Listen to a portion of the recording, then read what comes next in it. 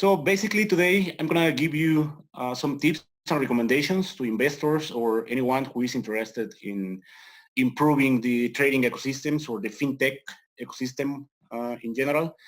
And I will show you the risks that I found in trading applications and how you can protect yourself. So about me. So basically I have been doing research and consulting in IOActive for more than 7 years now. I studied economics and finance 101 in college, you know, the basic courses. Later on, I read some books and learned some of the basics on trading on the internet. Finally, I took some other courses in the Mexican Stock Exchange and other courses in Mexico. In the past few years, I have entered into the US equities market, so I find it very interesting. Finally, I had the chance to present my work, this work that I will show you today in Black Hat USA last year. And today we are going to discuss this. I'm going to show you the trading software that I included in my research, the vulnerabilities and risks that I found, and finally some tips that you can use after the presentation. This is how the trading floors looked like many years ago.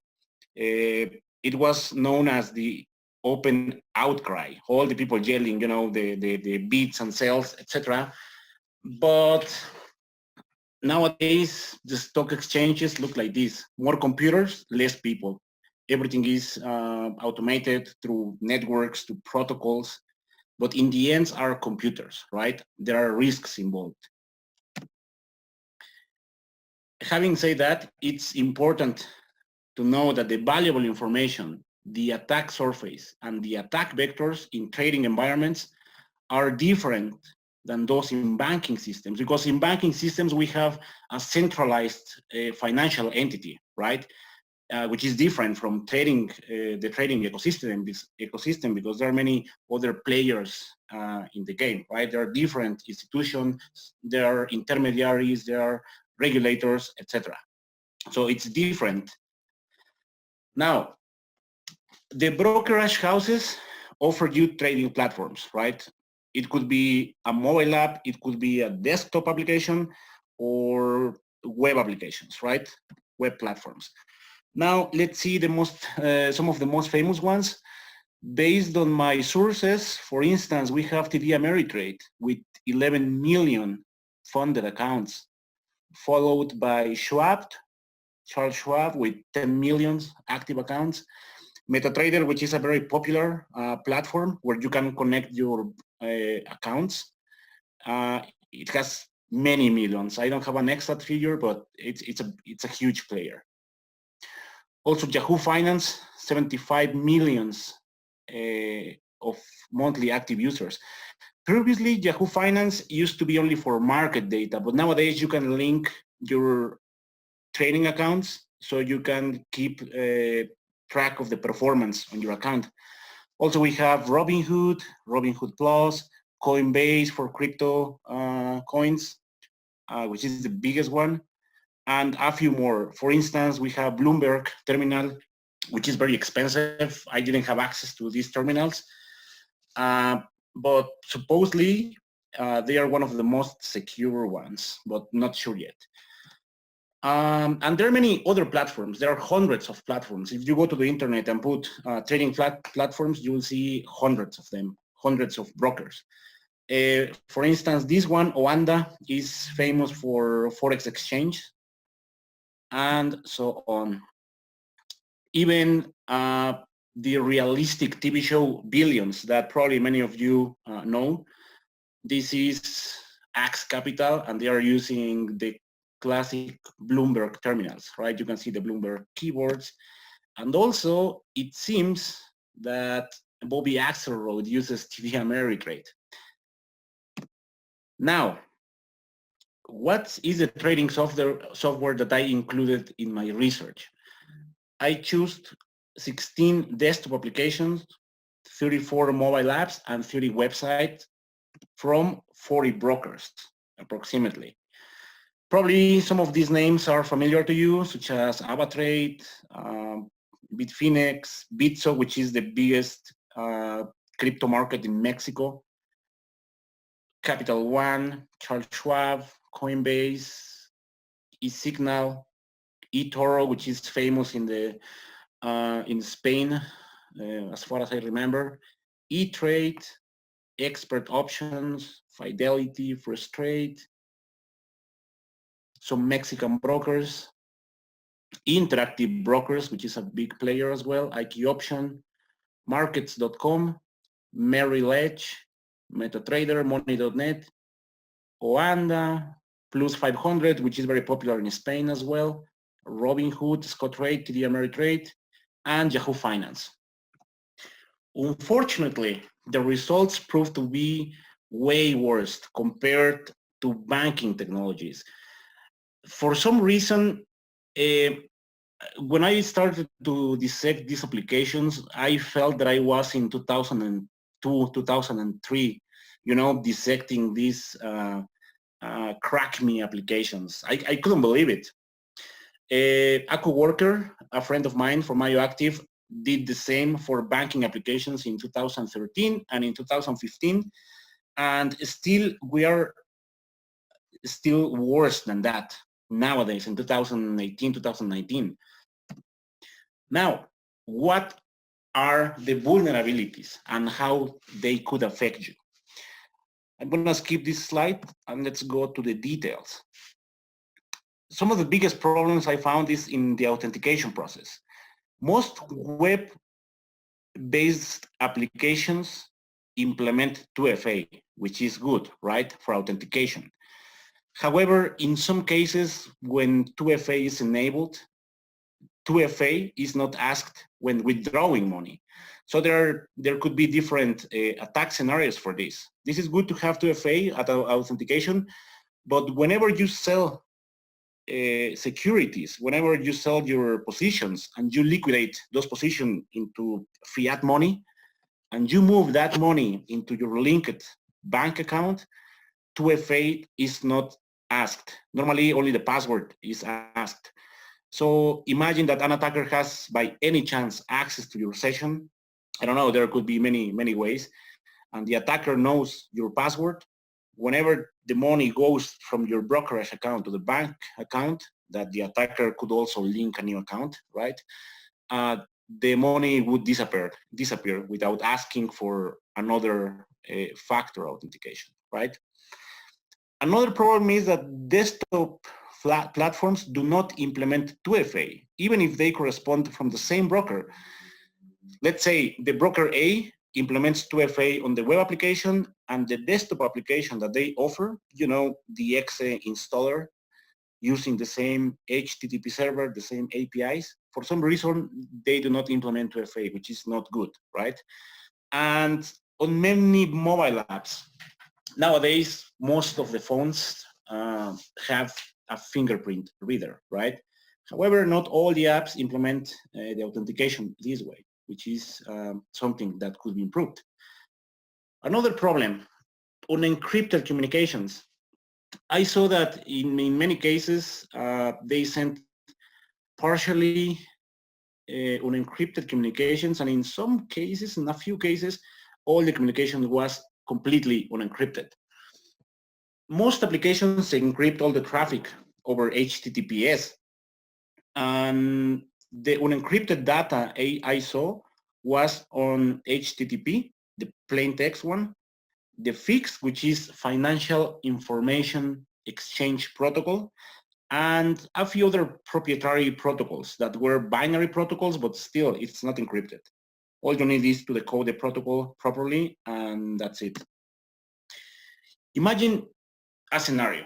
You are a trader or an investor or someone who has some money in a savings accounts for long-term invested in some securities, whatever, and you're in a coffee place using the public Wi-Fi, and your application is not encrypting data. So an attacker could perform a man-in-the-middle attack and alter the data between the real servers and your phone or your laptop, right? So there could be many different attack scenarios. For instance, the attacker could gain access to your account if the username and password travels in clear text, or the attacker could be playing with the prices of certain securities, such as stocks. So the real price, let's say, if is $20, and the attacker moves it to $18, and you might think this is a cheap price or something happened, and you buy stocks, right? So you would be buying or selling on misleading information. And there are many other attack scenarios that you can imagine, right? So encryption is one of the most important things. Let's see some examples. You have here AvaTrade. You have here the instruments, and everything is on plain text. So you see the amounts, your account number, your pair of currencies, USD, Japan yen in this case. This is another example. This is a signal manager, right? So they provide you real-time signals on the market. It's a paid service. So you put your username and password, but guess what? This is a proprietary protocol from apparently 99, but still used today. You can see here the clear text password. You know, in the finance industry, there are many legacy software, and they are being carrying it for decades, and they're still there, and we use them. Mostly for between institutions, you know, for institutional traders. What about FIX? FIX was initiated in '92 and is a standard protocol for trading and messaging. It's being used all over the world by different exchanges and traders. There are guidelines on the internet, on the main website, on how to implement it securely through a secure channel, you know, through HTTPS or SSL tunnels. But what I have seen now, only a few brokers implement a secure way of FIX. You can see an example of a message here in the red square. These are the limited characters, the pipes, but the rest is ASCII and a few binary bytes. For instance, FX Pro, you have two endpoints. You have an endpoint for quoting prices, and you have an endpoint for trading, right? Where you can sell and buy. If you can prefer, you can use SSL, but if you don't prefer, you can use plain text. I mean, if you're using SSL, why do you still offer plain text? I understand that for integration, right? There are other tools that don't implement SSL yet, so they have to use plain text, which is not good, right? Because your password and all the information goes unencrypted, like this one. You can see here my positions, my stocks, my portfolio, basically. And here you can see my, you know, my symbols like First Solar, Intuitive Surgical, Planet Fitness, etc. And you can see you can see here, this is the FIX protocol. There are some binary data, but the rest is plain text data. Another example here. Whatever you type on your mobile app is sent in plain text. You can see instructions, quotes of certain symbols.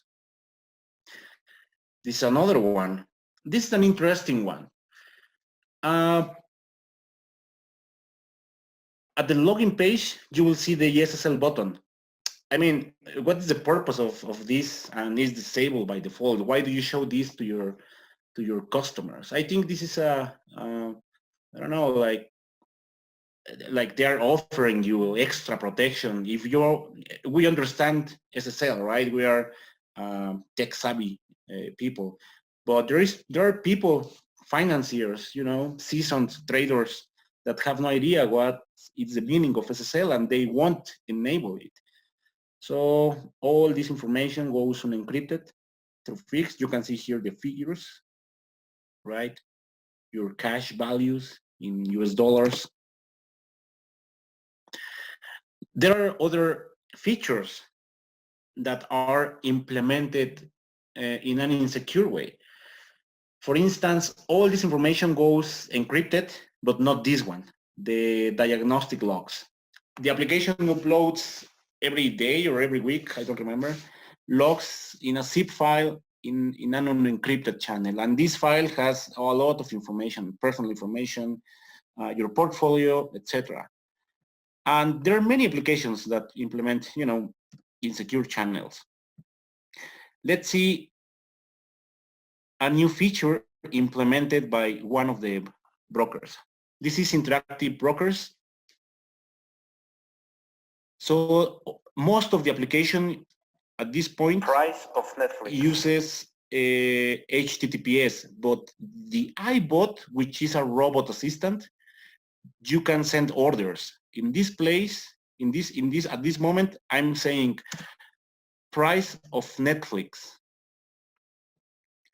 So I sent the order to my assistant, and the assistant returned me the price. Buy 100 shares of Netflix at market price. Buy 100 shares of Netflix at market price. And in the end, I submit the order. Submit order. So I click on transmit, the order went through, but in the end, analyzing this with Wireshark, which has a basic fix parser, you can see there the raw data, the user input, which is a basic JSON artifact. You will see there what the user entered, such as buy 100 shares of Netflix at market price, etc. This is a quick example of the risks of not having this encrypted. Now, not only the communication on the fly has to be encrypted, everything is stored locally must be encrypted as well. The passwords, which are the most important ones to access your account. In many cases, they are stored unencrypted in config files, in XML files, and also in log files. The log files could be retrieved easily depending on your the operating system. In Android, for instance, is ADB logcat. What is the risk of information leaked in log files? I have seen many different types of information in logs, but now we are talking specifically of passwords. Imagine an attacker steals your phone and he has a way to enter the config files of your mobile app. He has your username, your password.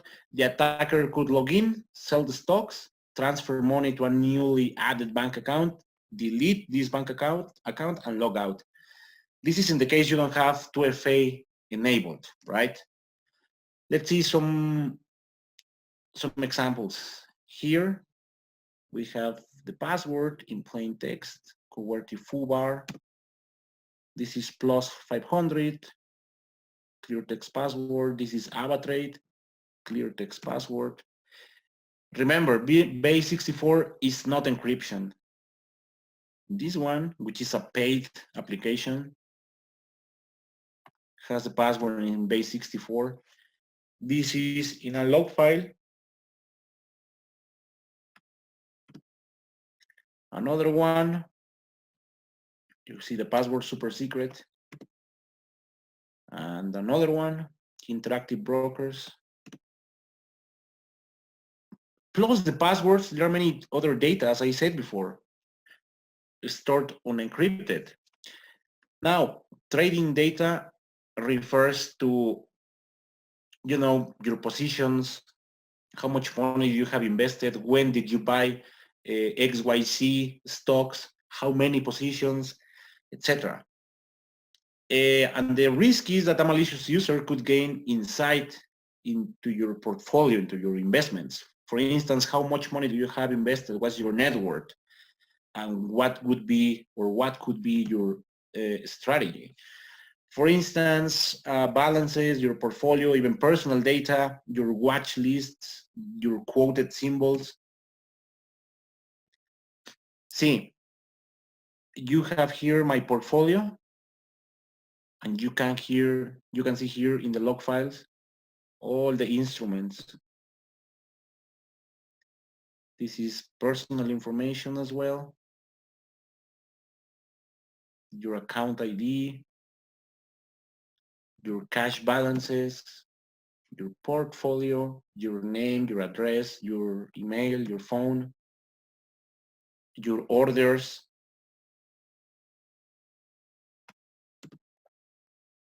This one, when you bought at market price, and even you have this same screen in a fancy ASCII art in the log files, which is pretty useful for, you know, for an attacker who wants to gain insight into your investments. Quantities, etc., etc., etc.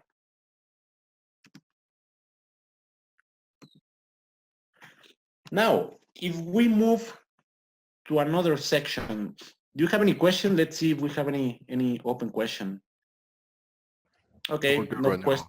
Yep. Okay, no questions yet. Cool. All right, let's continue with this one. Trading languages. In most complex applications, the most sophisticated ones, they allow you to implement your own trading robots, your own indicators. But this is not a bug, this is a feature they offer you to create your own trading applications, more, you know, sophisticated stuff. You can create your expert advisors, your own indicators, advanced charts, etc. And the risk is that most of these languages are based in other programming languages such as C++, C#, Pascal. And the way they implement this is through DLL imports. Many applications restrict DLL imports or warn you about them. For instance, MetaTrader, which is the most famous platform, they implement in their meta quotes language the DLL imports. In NinjaTrader, they call it NinjaScript, but at the end, everything is the same, our DLL imports, right? For instance, this one, AvaTrade Act, their language is ActFX. It's based on Pascal, but it doesn't support OS commands or DLL imports. Now, let's see what are the risks of having these languages. In this case, this is MetaTrader. I'm going to open my programming language. And in here, I downloaded an indicator, which is an Ichimoku Cloud, which is a famous Japanese indicator. Pay attention to this.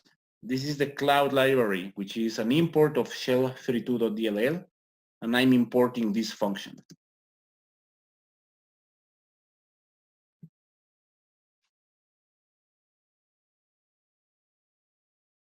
This is the function to draw the Ichimoku Cloud into my graph. So I have a, you know, a base 64 something. It's easy to spot this is a malicious plugin, right, for us, but not for the financiers that have no idea of base 64 stuff, you know. So I'm going to open a new chart, and I'm going to drag my plugin here, my Ichimoku Cloud. Interestingly, the application warns you. It's like, hey, this could be dangerous. Enable only for trusted applications. However, in most tutorials you follow on the internet, you see on the internet, they don't explain you this. They just go like, hey, just import this and you'll do money with this plugin, right? So all the people want to get rich overnight, so they import it. Whatever DLL means, I will allow it, right? So if the people is not tech savvy, the investor will see here the cloud. This is the Ichimoku cloud, but in the back end, in the back office, you will see a backdoor. This is a netcat, a listener port. So I have control of the remote computer of the trader's machine, and you will see here the the MetaTrader, the Ichimoku cloud being listened, and that's game over for the trader. Another interesting feature is the privacy mode. Not all the applications implement this mode, and this basically protects private information from being displayed in public areas and is against shoulder surfing attacks. You will see, for instance, here, this is before and after enable the privacy mode. All the important figures are hidden. This is Thinkorswim from TD Ameritrade. This is the desktop application as well. They implement this. These are the figures covered. Yahoo Finance as well. Your gains of the day, your net worth, etc. This is a good feature as well. Denial of service. Many applications need to integrate with other software, right? Such as signal providers. And these signal providers, in many cases, run as TCP servers. However, we are still committing errors from the 90s. We are not limiting the number of connections or resources you provide to each connection, right? So, long story short, you can run out of memory with many requests, right? You can kill the TCP service. For instance, we saw on TD Ameritrade's Thinkorswim, the TCP orders server, a denial of service. You basically could kill the applications with 300 connections at a time. It's fixed now. But let's see another example. Here is your application running properly.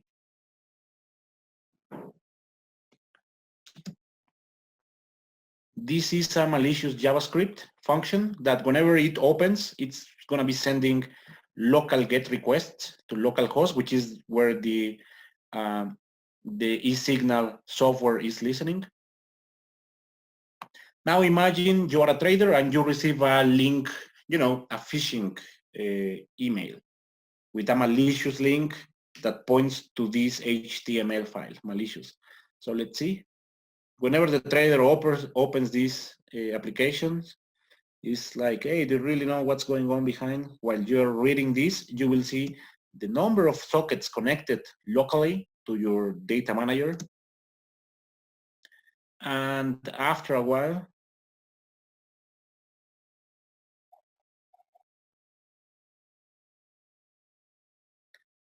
the application was killed. And since this was a TCP server offering real-time market data to other applications, the other applications won't be able to retrieve this data, right? Because there will be, the application will be dead already. This is AMI broker, so the plugin is disconnected. So the trader won't be able to trade or to receive information from the application anymore. It's another risk. And also, many brokerage houses or many financial institutions, they do not give you guidance on the risks on trading online. Only a few companies offer you guidance. For instance, First Trade, they have a online security. They give you guidance on how you can protect yourself, etc. You use, how to avoid identity theft, what security tools you should use, etc. Another interesting portion is social media, social networks. I was surprised when I first saw, the stock exchanges, the big ones, NASDAQ, NYSE, when they were sharing Instagram stories, and they share stories every day, every single morning before the market opens.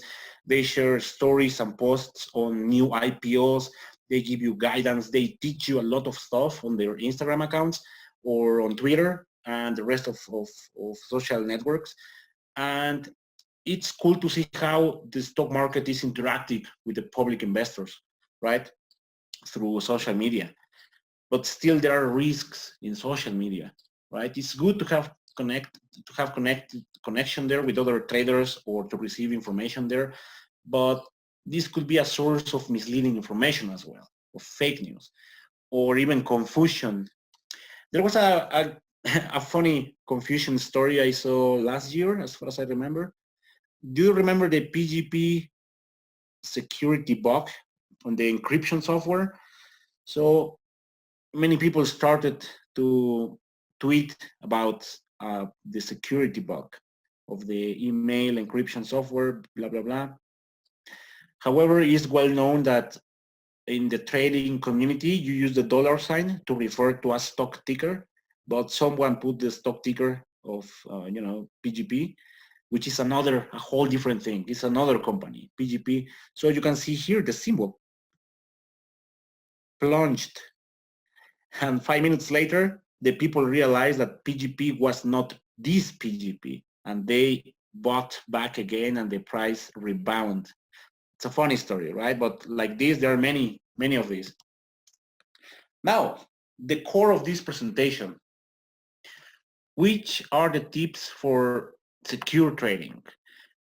We strongly recommend you to enable 2FA. In any kind of application you use, enable it. Enable fingerprint out in your mobile app. Wherever you see HTTPS or SSL, enable it. And also avoid public Wi-Fi networks. Regarding passwords, use a strong password, a long password, and do not use the same password for all the other financial entities, for your banking, for instance. Also, if you need it, it's recommended to automatic log out your application. In my case, I have configured my trading application to automatically kicks me out every after 5 hours of inactivity. So I think it's a good countermeasure. Whenever you are in public areas, enable the privacy mode. Also enable notifications, so you will see who logged in your applications, or if there is a withdraw order or something else, right? Also keep your software updated. Either it's a mobile app or it's a desktop app, keep it updated. Install antivirus software for extra protection too. What you should disable are diagnostic logs. I have seen a lot of personal information and, your portfolios in there, and you don't want the developers or your brokerage house to know how much money you have invested to fix a null pointer dereference, for instance, right? If you see anything to improve the software, it sounds a bit bad, not to help to improve the software, but so far, in my case, I would disable it, not to send the crashes automatically to your broker. And finally, if you don't need any integration with other software, disable the server options, your desktop application. So you don't have a TCP port there listening and could be another surface for attack. Regarding plugins from the internet, trading robots, do not install this software, these indicators, these charts from untrusted sources. There are many forums on people developing robots, which is good, right? But if you can take a look and, you can be careful about DLL imports. If you see something about, hey, this plugin needs DLL access to your or external commands access, think twice before enabling it. And also, it's not recommended to trade from untrusted sources or trusted environments, such as rooted phones or jailbroken devices, right? Regarding social media, before sending an order, a buy or sell order, ensure you are not trading on fake news, right? Check twice on reliable information on trusted sources before you trade.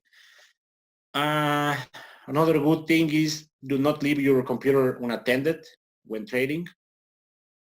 And finally, go to your brokerage website and look for security and privacy content. They might have some particular tips that apply to their platforms that you can apply in your real life. And finally, if you can help us to create a better trading and better fintech ecosystem, spread the word. You can use the hashtag on your social media, and you can share these tips that I gave you today to your colleagues and people. In conclusion, cybersecurity has been adopted very slowly in this part of the fintech, right? What we have seen is a clear correlation between the biggest brokers and the quality of their products, the security of their products. The ones who invest more in cybersecurity are the ones who protect more their customer base.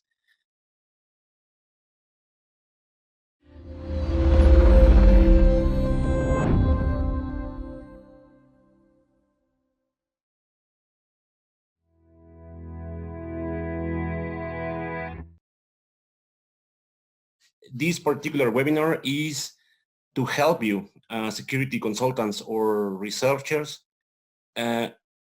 how to test with a very basic methodology. I'm not going to show you any super sophisticated zero-day exploits or something. This is mostly a security testing 101 and on how to test fintech applications. Also is oriented to security engineers who want to improve their platforms, right? So with this basic methodology, you can check quickly a set of basic security controls your applications must have. Also, the main idea I would like to transmit you is we should stop thinking that all the products and services that companies give us nowadays are secure by default.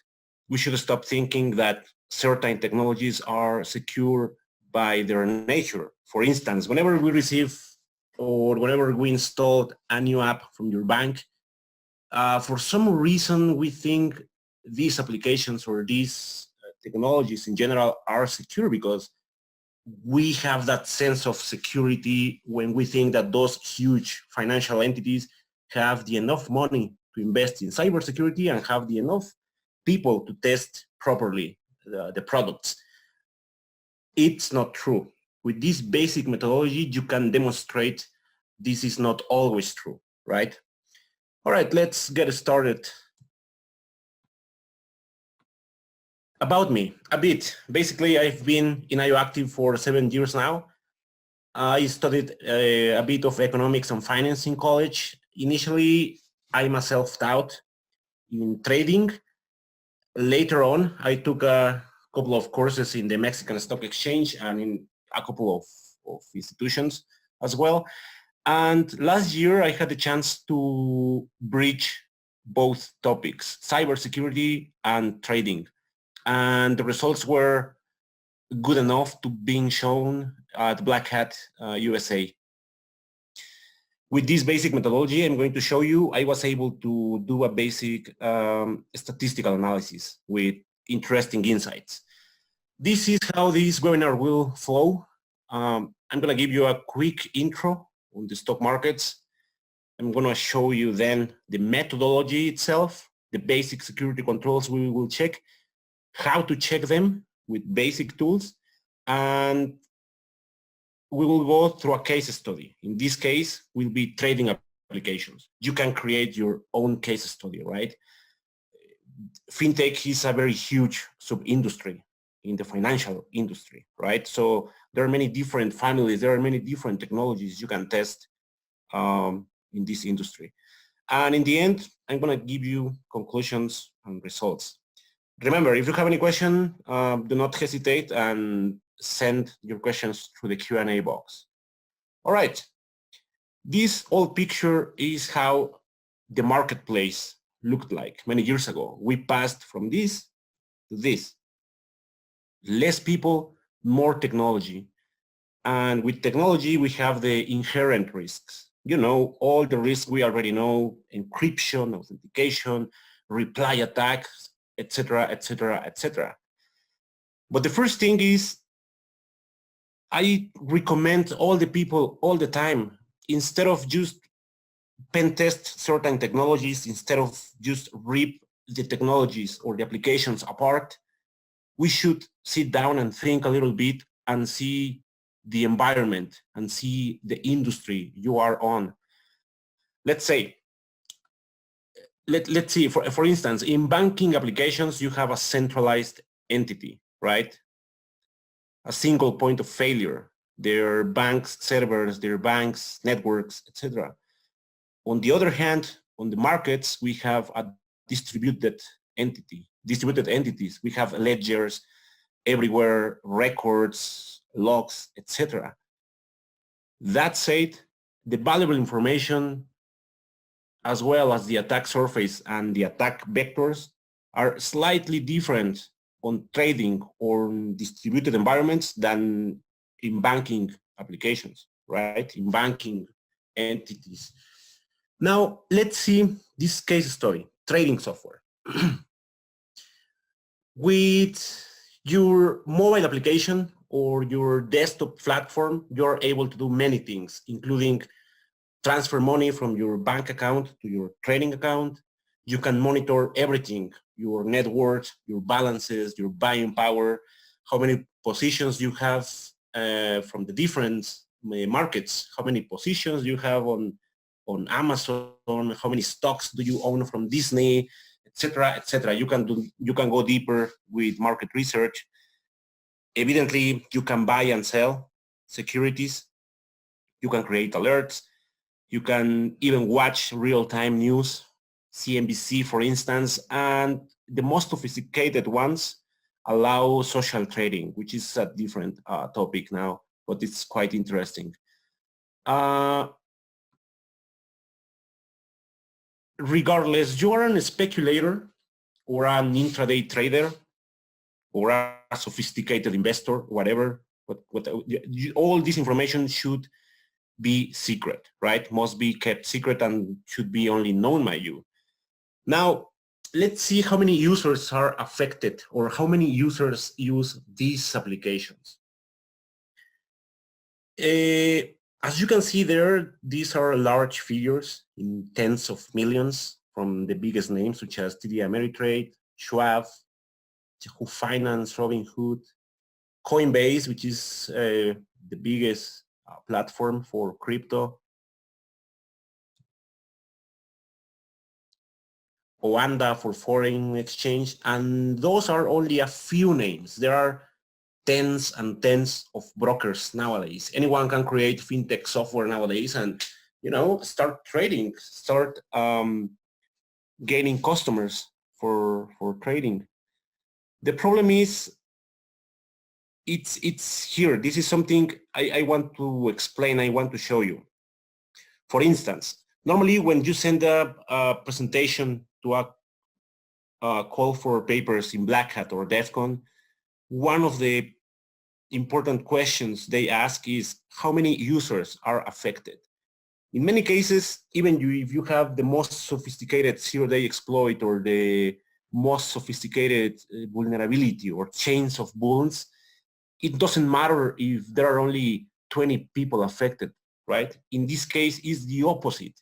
We have tens of millions of people that might be affected and are affected by basic security controls, which are the ones I'm going to show you in the methodology. Now, this methodology, it's nothing new. It's something we all already know. And this one helps you to verify encryption, authentication, authorization, resilience, which means basically the ability to recover from adversity, the ability to support denial of service attacks, for instance.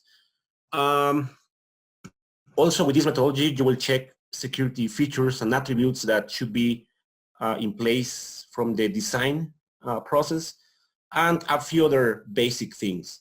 Now, if we break down these bullets, we have this list of security controls per platform. For desktop, mobile, and web, there are a few repeated cases, such as 2FA, for instance, because many web applications support 2FA, as well as desktop applications, right? But in the end, as you can see, our basic security controls are the tip of the iceberg. 2FA, automatic logout or lockout for idle sessions, encrypted comms, sensitive data in log files, secure data storage, hard-coded secrets in the reversed application, anti-exploiting and reverse engineering mitigations. From the mobile side, we have biometric auth, your fingerprint or Face ID. Again, encrypted comms, certificate validation, a few session management controls, root detection, the app obfuscation. For instance, on the APKs on Android, it's a good control to have your APK obfuscated. So these deter reverse engineers, right? Also, we have hard-coded secrets in code.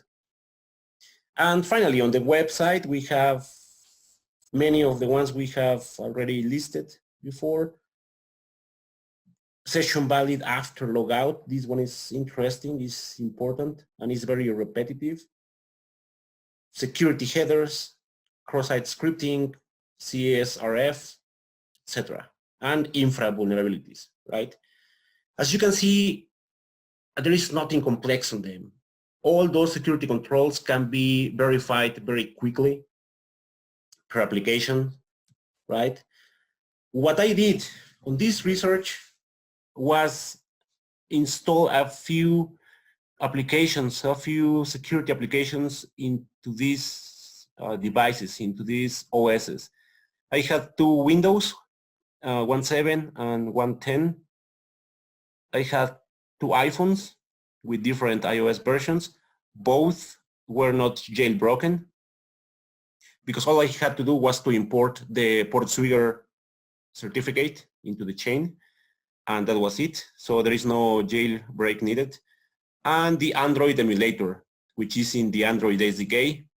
And evidently this is rooted by default, of course, right? This is for developers. And the tools that I used to check the list of security controls I shown you before are these ones. Excel is Excel, seriously. I recommend you to use as much as possible. Excel is one of my favorite tools. You can keep track of everything there. You can keep, you can create statistics, interesting graphs that gives you good insights. Also Notepad++, to copy paste your DOMs, your code, everything. I think this is the favorite tool for security testers and researchers as well. I mean, who doesn't use Notepad, right? Board proxy to intercept the HTTP traffic, and tamper the data. For reverse engineering, I used just decompile, which is basically a .NET assemblies decompiler. IDA Pro, it's self-explanatory. Strings, to dump all the strings in an object. Android platforms, the small tools like ADB, Logcat, ADB Shell, etc. This PowerShell module, which dumps you the security flags that are implemented in PE executables and libraries, the DLL files, right? SQLite, to dump the content of small databases stored in your iOS or Android. And Jadex. Jadex is basically a GUI that automates all the reverse engineering process of APK files. You just choose the APK and you will see the source code decompiled. Do you have any questions so far? Let's say. No questions. Good. Now, with this methodology, which this set of controls and tools, you can check any kind of software, right? You can check anything, which are basically the top 10 controls that every application must have. You know, what authentication, encryption, at least. In this case, I have a case study. I'm taking the trading applications, and what I did I had a sample of desktop, mobile, and websites, which are some of the most used and well-known out there. And I created a basic table on Excel, one row per application, and the different columns were the security controls, or could be the other way around, same. But the thing is, use Excel to keep track of your results, right? Now, let's see the results. The results were way worse when you compare to retail banking.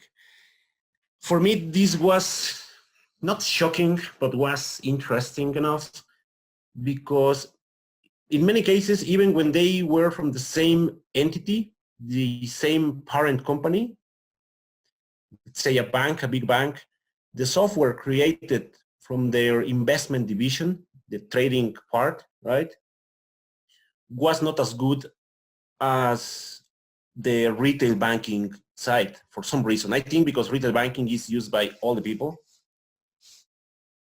right? And hold on one sec, thank you. And I still cannot understand that. Thinking out of the box, seeing the problem out of the box, you can imagine a bunch of developers in the same entity, or probably you can see different developers, different teams working on different solutions, which is the most common approach, right? But still, apparently, they are not communicating internally. You know, they are not sharing knowledge. They are not improving together. They are not doing this synergy to create better fintech technologies. Now, let's see the details on those results. Normally, we have medium to high wounds. The most severe ones are encryption problems, of course.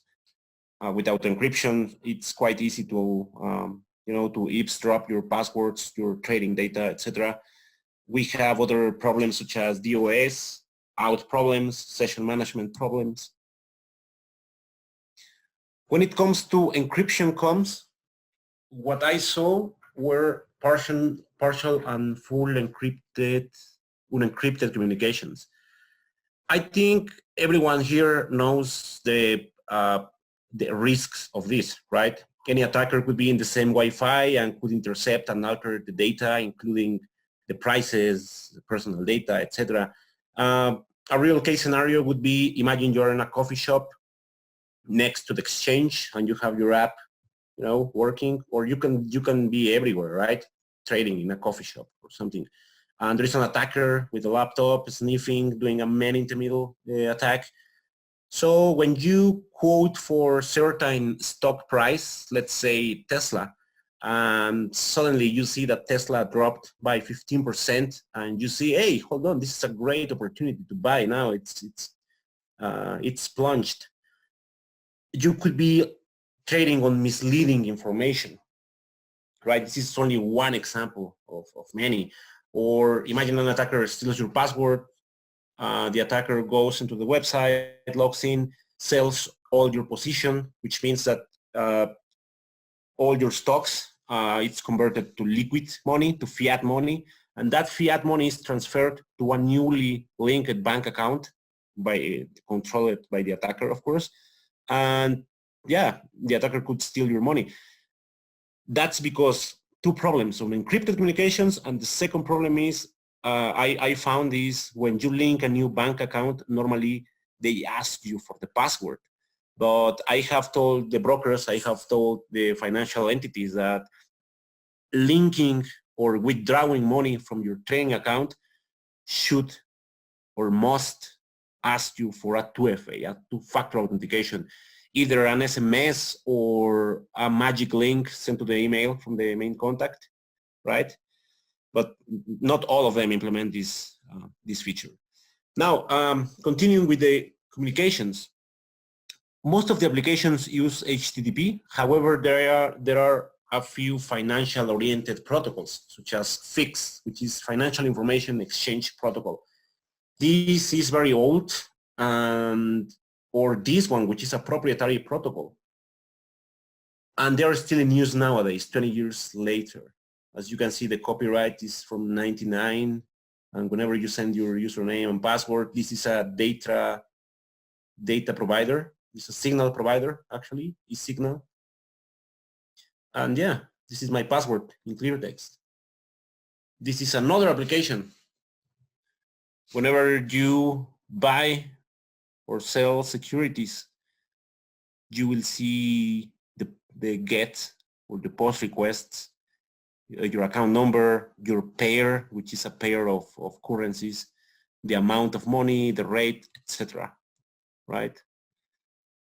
When it comes to FIX, this was created in '92, and nowadays is the industry standard for exchanging financial information.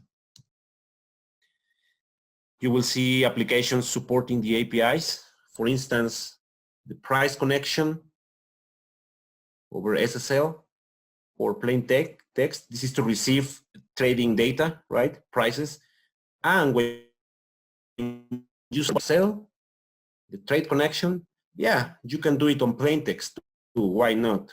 For some reason, they have this. Probably is for compatibility, or I don't know. Also, interesting things happen when the different developers implement new features. Probably they are unaware of using HTTP instead of using the already created HTTPS tunnel in the application, such as interactive brokers. iBot is basically a robot, right? Is your personal assistant. This little button you see here, iBot.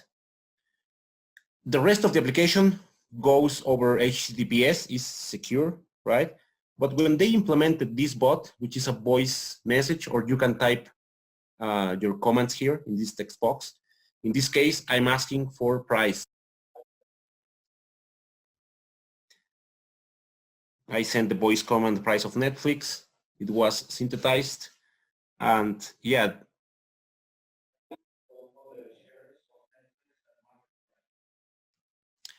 Then I sent the order to buy share at market price.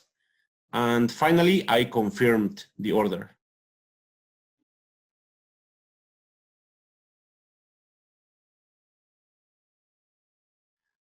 So that transmission, you would imagine, is going through the HTTPS connection, but Wireshark shows you the opposite.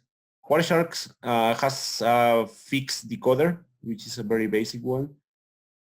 There is not enough decoding, so they basically dump it in a raw data stream. But still, you can see here in clear text, right? User input. You can see the input, you can see the prices, you can see the orders, the ticks you are quoting, etc. This is because this particular feature was implemented insecurely over HTTP. And yeah, encryption problems everywhere. You can see here clear text data. This one is interesting as well.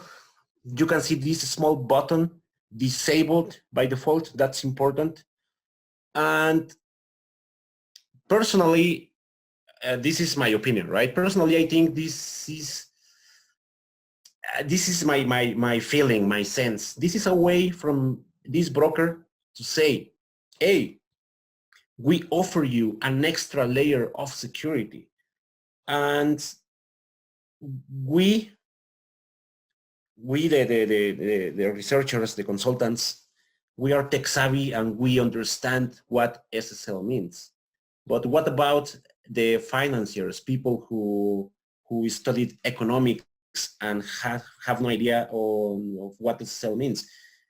They would think, hey, if this is disabled by default, I should leave it as it is. Just let me do my things, let me trade, let me buy and sell, right? The problem is you're using fixed unencrypted. You can see here values like liquidating values in clear text, etc. And we have another problem here. When you have a problem, you can upload diagnostics. Well, basically, this is a Perl script. It's a CGI receiving your diagnostic files, which is a zip file that contains a lot of information, logs with your, with figures, your positions, etc. This is another problem. IQ option. The entire application was secure, was running on HTTPS, but there was something interesting. This particular post request was sent twice, one on HTTPS and one on HTTP. One single request like this is enough to steal the session cookie. This is the only cookie you need to hijack the session, right? So encryption is one of the biggest problems here. We have half an hour left. I'm gonna go as quick as possible. This is another problem, denial of service. Availability is the most important thing in trading software, because if you don't have your application right in time when you need it, you might lose opportunities to buy or to sell securities, right? The problem is we are still committing mistakes from the 90s when it comes to limiting the maximum number of concurrent connections. That leads to memory exhaustions and many problems, many internal problems, such as this one. I created 300 connections at a time, and you can see my, the performance was degrading on the application until the application hanged and crashed, right? And in this application from TD Ameritrades, I did reverse engineering. It took me 2 or 3 hours to reverse engineer, the parser. And I finally found the language, the order server.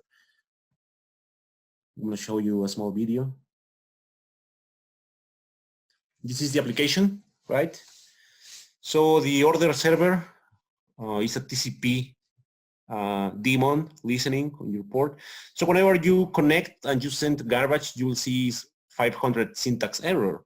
So what I did, basically I decompiled the application, I found the server, I looked for syntax error, and from there, I started the reverse engineering process, the parsing, etc.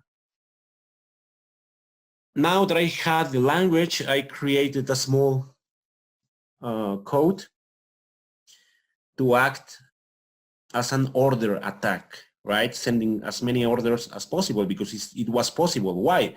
Because first, the application, the server didn't have authentication. And secondly, there was no limit of maximum number of connection. So when I compile the code and I'm working on the application normally, right? The attack, you will see many pop-ups. Every order is a pop-up and you can't do anything to stop it until something internal crashes and you will see a null pointer, the reference.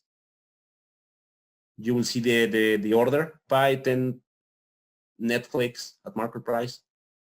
And yeah, after a while, you will see the null pointer, the ref.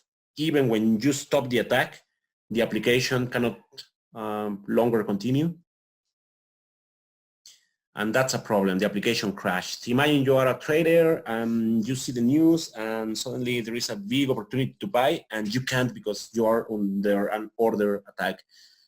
We reported, they fixed it very quickly. Now they have a quote speed. This is one of the biggest retail brokers out there. TD Ameritrade is one of the biggest financial entities. And yeah, many people say, hey, but that service runs only on localhost. However, there are different ways to reach localhost, right? This is not a stopper for attackers. See this small function in JavaScript?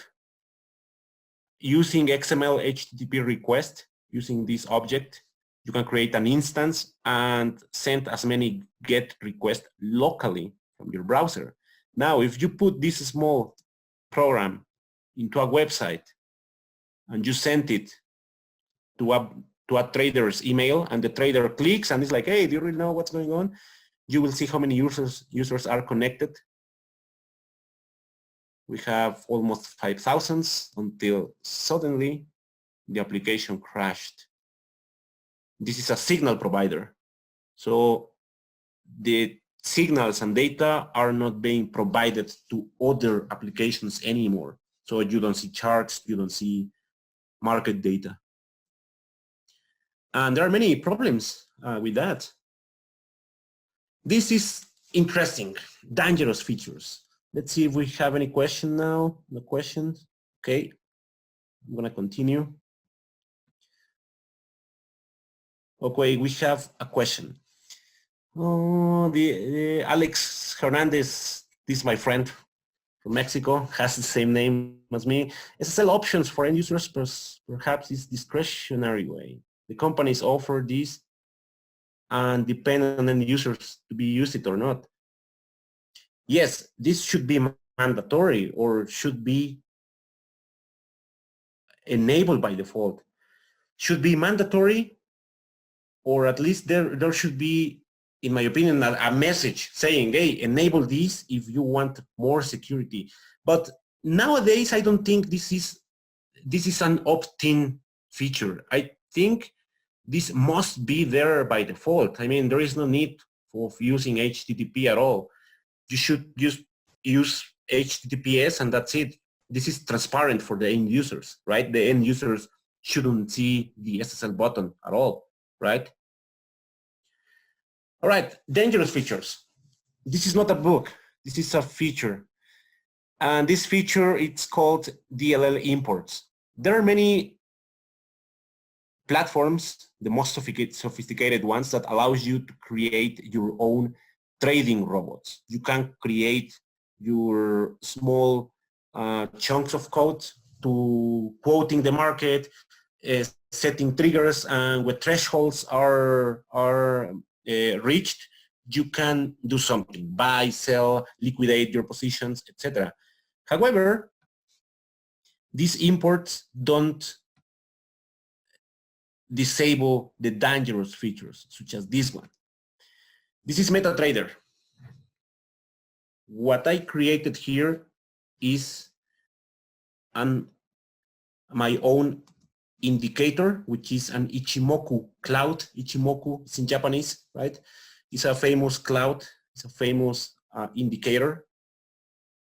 I'm importing here the library. Pay attention. Put attention. The shell32.dll, shell execute.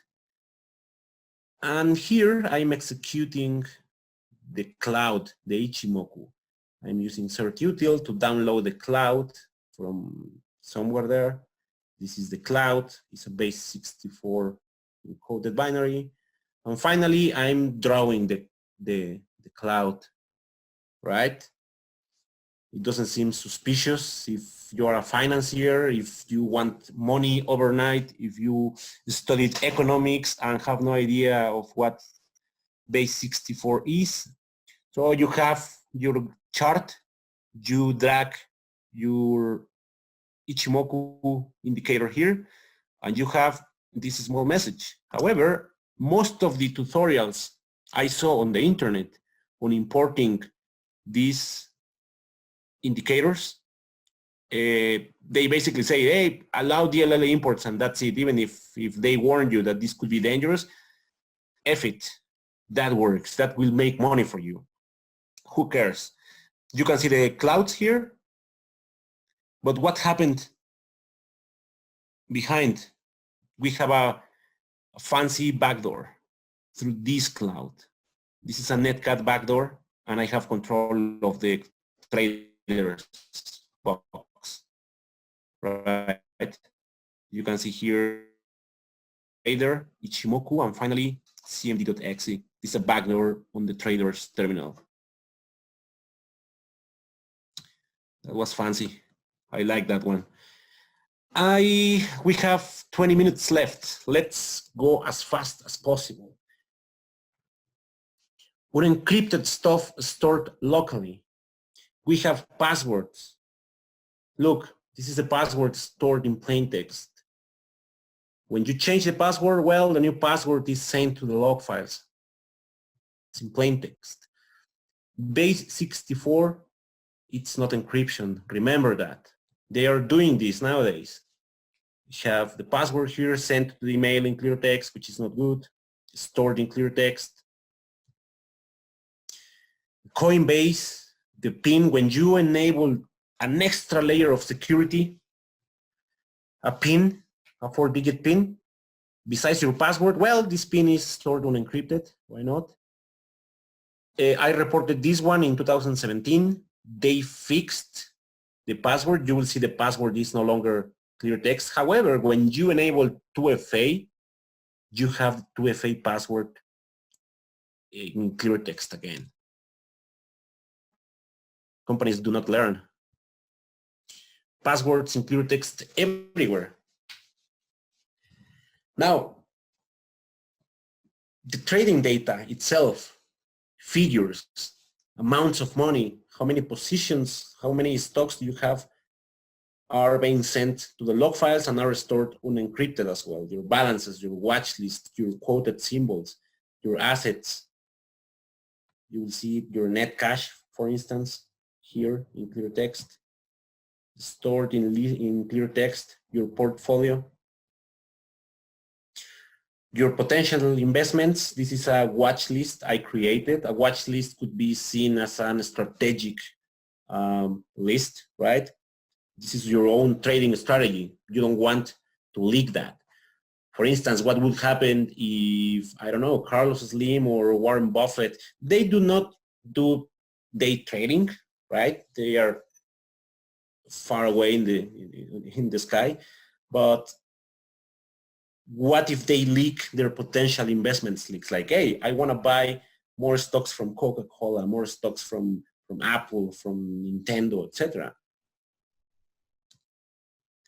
You don't want to leak your strategy, right? And yet your strategy is being saved clear text. Authentication. Most of the web-based platforms implement 2FA, but when you install the desktop app from the same broker, they do not implement 2FA.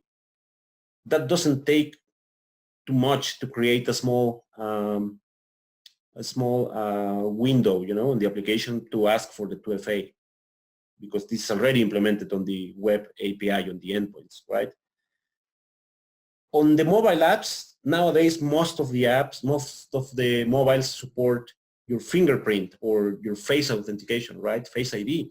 Many of them do not implement them, 24%. The SDKs are there already. The code is there already. It's not that hard.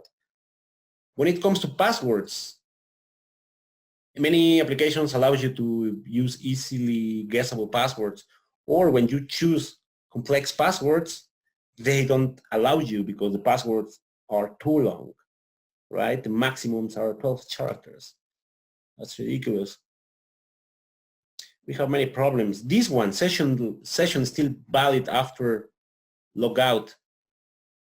For some reason, many applications, even in the big names, in the big companies, they forget to destroy the sessions on the server side. See, Charles Schwab, once you clicked on logout and you're successfully logged out, you can still use the same bearer token, the same session you previously had. Yahoo Finance had the same problem. When we reported this to Yahoo Finance, they fixed it in 2 days, very quickly. On E-Trade, which is one of the biggest retail brokers as well, they had this problem, etc. There are many features that could be implemented to improve the privacy and the security of end customers. Hard-coded secrets, for some reason, developers love to leave traces of their internal environments, love to leave, you know, keys, passwords, internal URLs, internal IP addresses, and developers also forget to enable anti-exploitation mitigations. You know, ASLR, DEP, they are disabled. You can use that get PE security PowerShell module I explained you before to check your applications. Error handling. This doesn't look pretty. Error dump, a stack trace in my trading terminal. And there are many other weaknesses I found, like security headers not implemented in 70% of the web platforms. You know, basic headers. Internal IP addresses being leaked as well. Before I enter to the conclusions, let's see. Omar Espino, we have one. What was the company's reactions about, hey, you got a lot of software broken and vulnerable? They did react in a good way or aggressively? This was interesting. When we reported this, most of the applications, most of the brokers never saw or never replied or email. I would say 90% of the brokers. Interestingly, only the big names, only the big companies replied or emails asking for more details. They were very friendly with that, and you can clearly see that. Hold on. You can clearly see that applications that invest more in cybersecurity are more worried about their products and their customer base, right? They are not aggressive. Only a few ones were like well, whatever, but it's not the case for big names.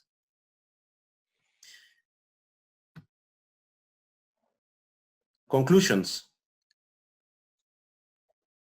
From the fintech part,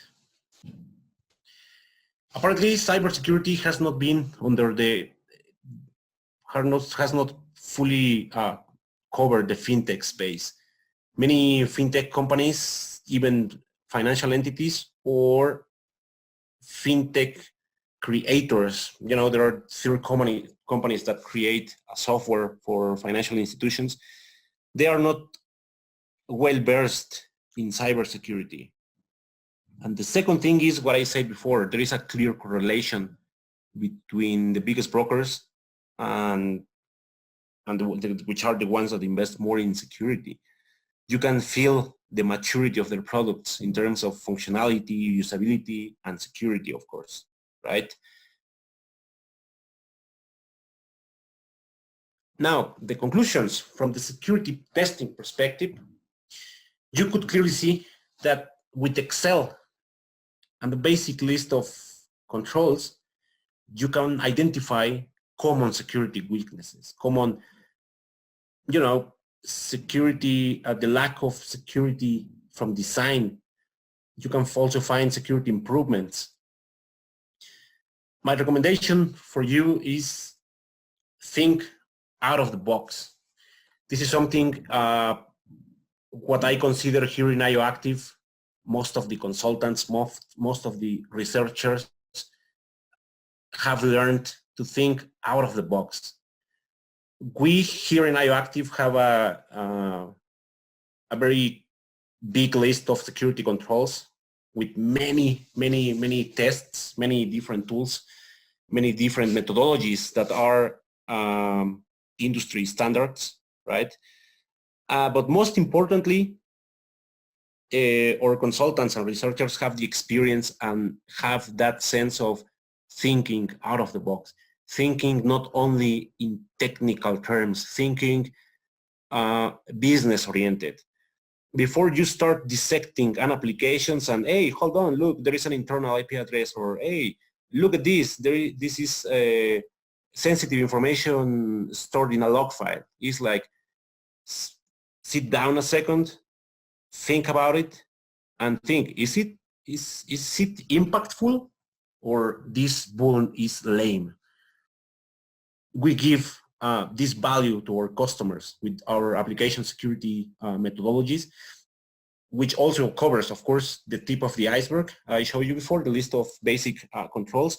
But evidently, we have a deeper approach. We have more tools, more controls to test, and most importantly, experience and thinking, and the think out of the box and business oriented.